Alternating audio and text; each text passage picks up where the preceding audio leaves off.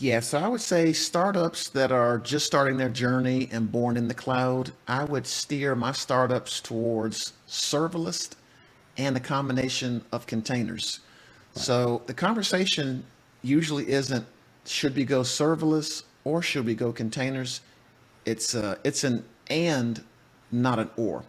So as you mentioned, startups are very cost conscious. Even beyond startups, most customers these days are cost conscious given the recession that we're in the midst of, and it's always good to trim the fat. So what's good with serverless Lambda in particular is that it's event-based computing. Yeah. So certain actions trigger certain events that are tied to functions or Lambda functions. Yeah. These Lambda functions have little bits of code that perform certain functions, and when those functions are complete, that compute cost suspends and it's paid for what you use, and then that billing Yeah. kind of stops on that.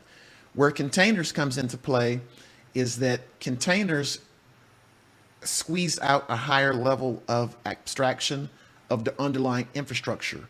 So instead of allowing EC2, which is the last elastic compute cloud, to become the primitive or the building block, which is a great service, by the way. I have lots of customers that still use that for many different use cases. Containers running on the infrastructure gives you a higher level of abstraction to squeeze out more utilization on that underlying infrastructure.